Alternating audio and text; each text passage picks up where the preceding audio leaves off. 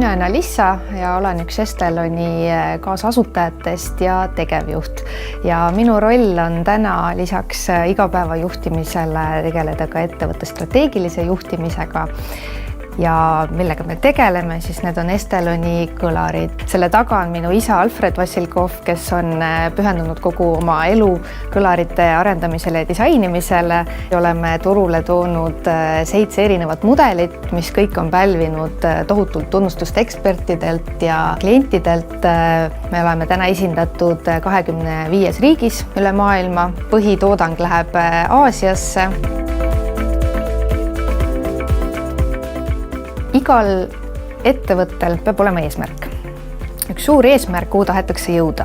Peab olema strateegia ja visioon, et kuhu näiteks 3 või 5 aasta pärast selle ettevõttega jõuda tahetakse. Siit nüüd tuleb liikuda sammuke tagasi ja mõelda ka, kuidas me selle eesmärgini jõuame. Ehk siis selle suure eesmärgi täitmiseks tuleb täita veel palju väiksemaid eesmärke. Nii tekib mingisugune konkreetne plaan, mida tuleb teha, milliseid eesmärke tuleb täita, et jõuda selle ühe suure eesmärgini. Nüüd küsimus on, et kuidas kõiki neid asju teha, et kuidas seda kõike teha efektiivselt, et võimalikult kiiresti jõuda selle eesmärgini, mis me püstitunud oleme. Minu igapäevatöös on planeerimisel hästi suur roll. Ma tulen iga päev tööle ja ma mõtlen nii, mul on üks suur eesmärk, kus ma peaks olema 5 aasta pärast. Siis mul on aasta eesmärk, kus ma mõtlen välja, aga mida ma tegema pean. Palju ma pean müüma kõlareid, milliseid kõlareid me peaksime tootma üldse, mis riikidesse ma pean müüma, siis ma mõtlen välja, et aga kuhu riikidesse mul on siis edasimüüjaid vaja, kuidas ma need edasimüüjad leian. Mõtlen läbi, mis messidele ma pean minema, mis meediakajastust meil vaja on.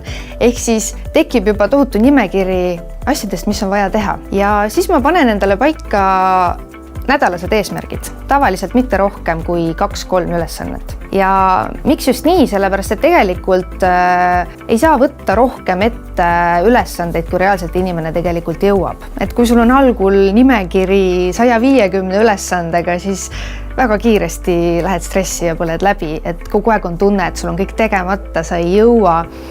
Mis on nagu väga hästi toiminud on see, et ma jagan need eesmärgid, mis ma olen nädalale seadnud ka päevade peale ära, et ma tegelikult iga päev tean, et mis on minu suured ülesanded selle päeva jooksul ja ülejäänud on väiksed. Niimoodi, kui sul päev läbi saab ja sa oled teinud ära need ülesanded, mis endale päevaks seadsid. Nii hea tunne koju minna, teades, et ma sain täna hakkama, ma tegin ära kõik selle, mis ma olin planeerinud, versus see, kus sul on nimekiri 150 ülesandega, sa lähed koju ja sul on tunne, mul on kõik tegemata. Sellepärast ongi planeerimisel hästi oluline roll, et sa suudad prioritiseerida, sa suudad aru saada, mis on oluline tegevus, mis mitte nii oluline. Ja sa suudad ka sellest aru saada, mis on sinu enda võimekus.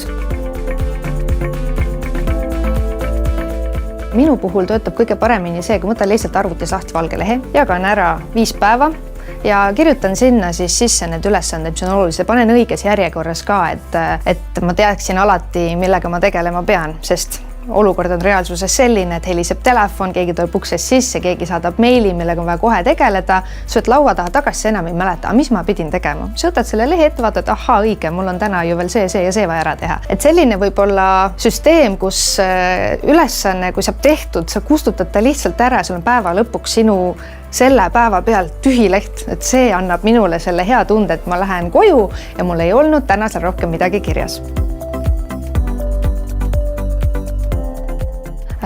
Kui ettevõtlusega alustad, siis ülesandeid on hästi palju. Ehk siis see nimekiri, mis on vaja ära teha, on hästi pikk. Nüüd kõige olulisem on just seesama prioriteetide seadmine, et sa saad aru, aga mis ülesanne on kõige olulisem. Vahel tundub, et issand, see on jube kiire, ma pean selle ära tegema. Aga samas, kui sa mõtled, aga see ülesanne tegelikult, kui ma selle ära teen, kas ta on nii oluline selle suure eesmärgi saavutamisel? Et vahel tuleb võtta mingisugune keerulisem ülesanne hoopis ette, sest see on olulisem.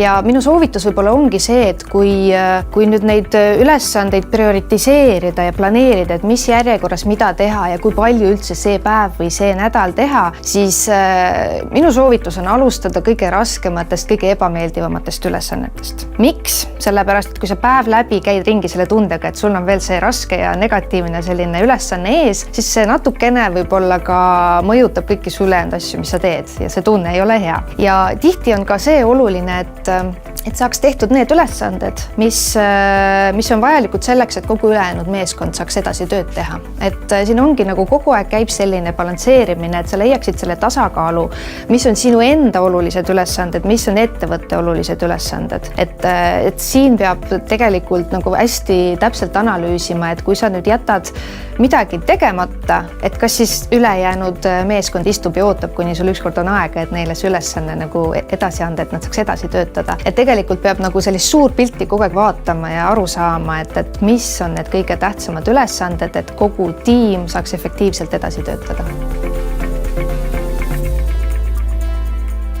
Kui ma niimoodi nüüd tagasi vaatan, siis võib-olla ma ütleks endale, et planeeri rohkem ka vaba aega. Et kui töötad 16 tundi päevas ja nädalavahetused on selleks, et tööd teha, sest mitte keegi ei sega, siis tegelikult alguses ma arvan, et nii võib-olla ongi õige, sest et see on sinu kirg, see on sinu hobi, sa tahad midagi saavutada, sa tõesti pingutad ja iga hetk sa ainult mõtled selle peale ja tahad seda ära teha. Siis võib-olla mingi hetk on vaja natukene siis kõrvale astuda, vaadata suurt pilti ja leida aega iseendale. Et just seesama, et planeerimisel, lisaks tööülesannete planeerimisel hästi oluline on planeerida oma isiklikku elu, et sul oleks vaba aeg, et sul oleks nädalavahetus, sest kogu selle asja mõte ju on olla efektiivne ja inimene on efektiivne siis, kui ta on puhanud. Nii et minu soovitus on kindlasti seda nädalaplaani koostades vaadata, et sinna jääks ka vaba aega.